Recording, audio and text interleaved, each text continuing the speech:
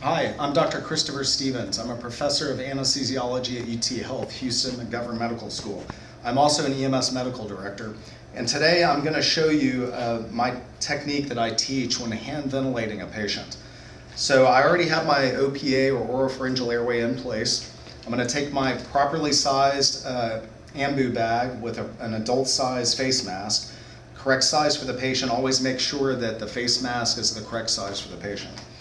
The first thing I'm going to do is place the mask over the face, over the nose and the mouth, and I'm going to peel the mask around the corners of the mouth to ensure that I have a correct seal over the face. If I don't suspect C-spine injury, I'm going to go ahead and open the airway, okay, and I'm going to have a C-clamp over the top to hold a seal, and I'm going to pull the airway open with my other fingers as I deliver a breath, okay? And it's a slow controlled ventilation that we're doing here. We don't want to hyperventilate. If the sats are low, I'm going to squeeze and hold and give a nice breath and watch chest rise up and down. If I have a leak, the leaks are most commonly between the nose and the corner of the mouth right here. So if that happens, I'm going to peel the mask over more and put more pressure on that side of the mask so I correct the leak. And I will start to ventilate the patient. So I'm oxygenating and ventilating the patient at this point.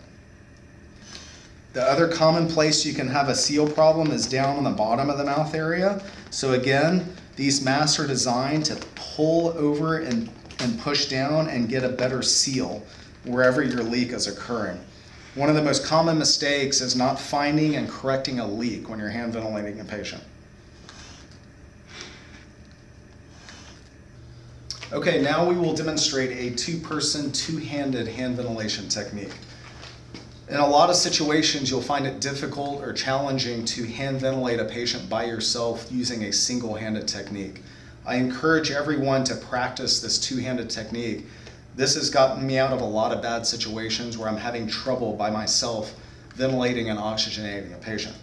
In the two-handed technique, I'm going to do the same thing. I'm going to have my OPA in place. I'm going to get a good seal on my mask as I come around the mouth and the nose, peel it over. And now, instead of one-handed, I'm going to have my assistant grab the bag, and I'm going to get a good seal with two hands, and I'm going to get under the angle of the mandible with my fingers, and I'm going to hold a seal with my thumbs and lift the patient's face into the mask while I maintain a seal with my thumbs. My assistant then gives slow, controlled ventilations, so we're maximizing oxygenation and ventilation right now.